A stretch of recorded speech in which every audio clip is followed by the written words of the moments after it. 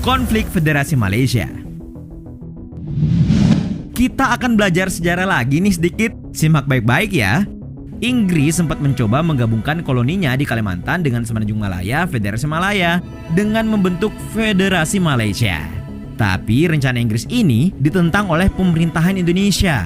Indonesia tidak setuju kalau Inggris masih ada di kawasan ini karena akan memperpanjang imperialisme dan kolonialisme. Perundingan dan diplomasi pun dihelat melibatkan PBB. Tapi belum selesai diplomasi itu, celakanya Malaysia sudah mengumumkan bahwa pada 16 September 1963 mereka akan mengumumkan pembentukan negara Federasi Malaysia. Jelas saja ya, ini membuat Soekarno marah. Sehingga Bung Karno memutuskan segala bentuk hubungan diplomasi dengan Malaysia. Demo besar-besaran pun digelar di Indonesia. Bahkan Soekarno mengumumkan propaganda yang sangat keras untuk Malaysia. Kedutaan besar Inggris dan sebanyak 21 rumah stafnya yang berada di Jakarta dibakar habis. Bahkan kedutaan besar Malaysia pun diserang pada 25 September 1963. Kalian tahu berapa lama seteru ini berlangsung? Lumayan lama. Konflik ini berlangsung sejak tahun 1962 hingga tahun 1966. Bentuk ASEAN. Nah, konflik Indonesia-Malaysia mulai diakhiri saat Soeharto menjadi Presiden Republik Indonesia. Soeharto mengirim dua pejabat tingginya, yakni Ali Murtopo dan Adam Malik, untuk menyelesaikan kontrak perdamaian dengan Malaysia di Bangkok.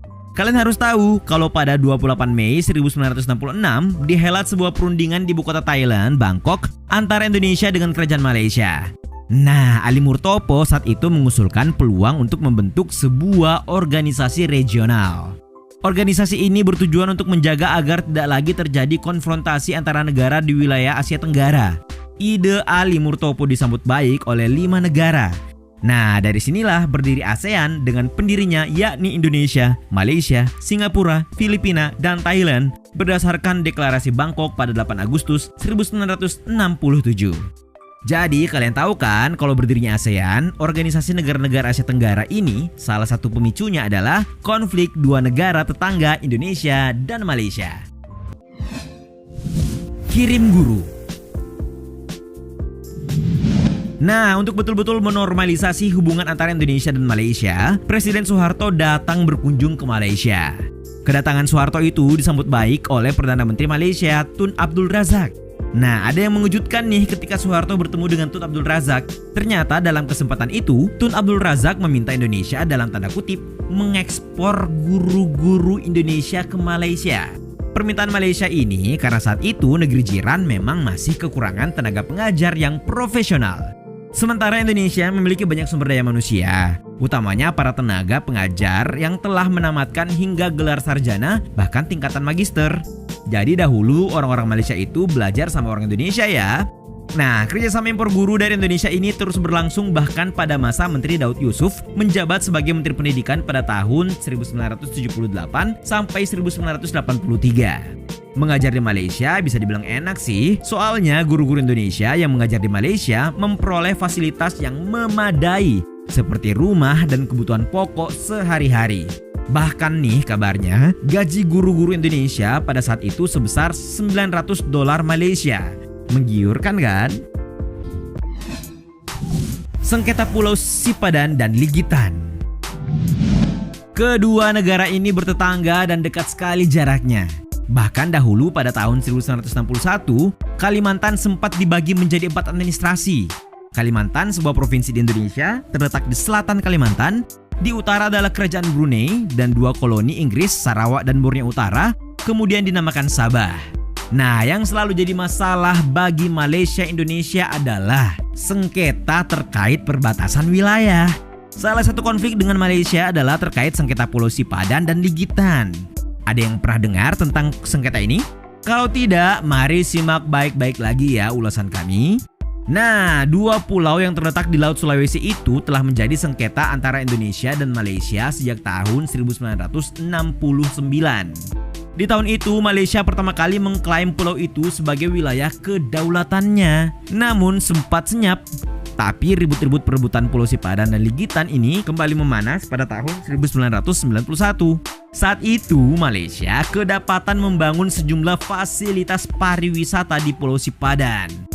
Lama konflik, akhirnya pada tahun 2002, Mahkamah Internasional atau International Court of Justice atau ICJ memutuskan gugatan Sipadan dan Ligitan dimenangkan oleh Malaysia. Soal kebudayaan,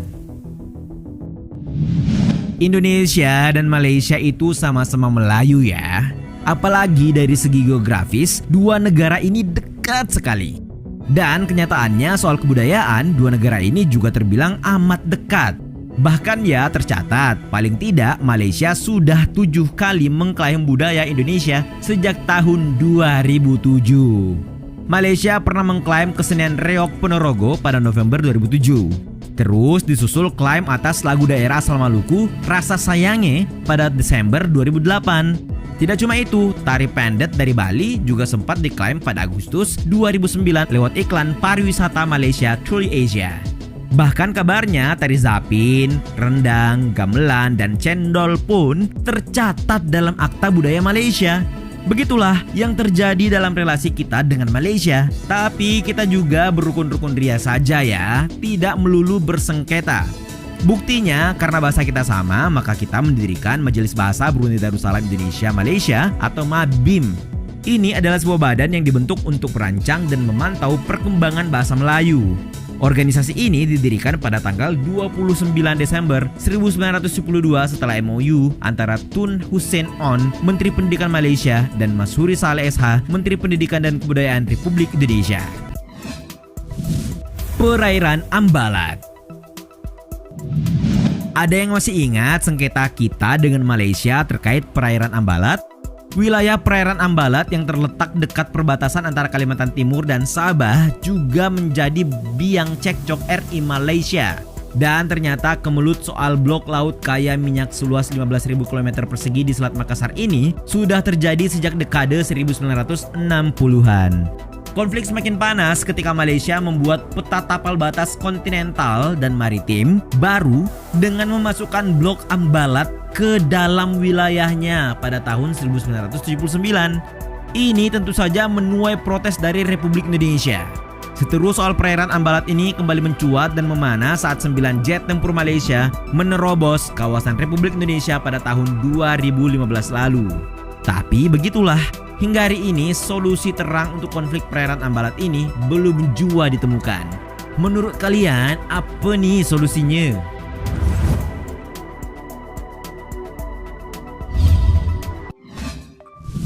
Forum bersama. Salah satu upaya untuk menjaga kerukunan antara dua negara adalah dengan rajinnya dihelat forum-forum yang melibatkan Indonesia dan Malaysia, juga negara lainnya yang bertetangga. Salah satunya SEA Games, Forum Masyarakat Ekonomi ASEAN atau MEA, atau acara lain misalnya Anugerah Planet Musik, Liga Dangdut Asia yang dihelat oleh salah satu stasiun televisi swasta di Indonesia. Kalian tahu kan kalau lagu-lagu Indonesia dan produk entertainment lainnya terbilang laku di negeri jiran sana? Kalian juga tahu kan kalau beberapa seniman Malaysia mengukir prestasi di Indonesia? Meski tidak jarang, terkadang masih ada saja konflik-konflik dalam forum ini. Sebut saja ketika pelaksanaan SEA Games di mana Malaysia menjadi tuan rumah. Saat itu bendera Indonesia tercetak terbalik dalam buku panduan SEA Games 29 yang dibagikan kepada para pejabat yang hadir dalam pembukaan SEA Games 2017. Namun atas itu Malaysia segera meminta maaf. Namun marah orang Indonesia terlanjur mencuat ya. Itulah tadi sejumlah fakta kondisi relasi antara dua negara tetangga serumpun, Indonesia dan Malaysia.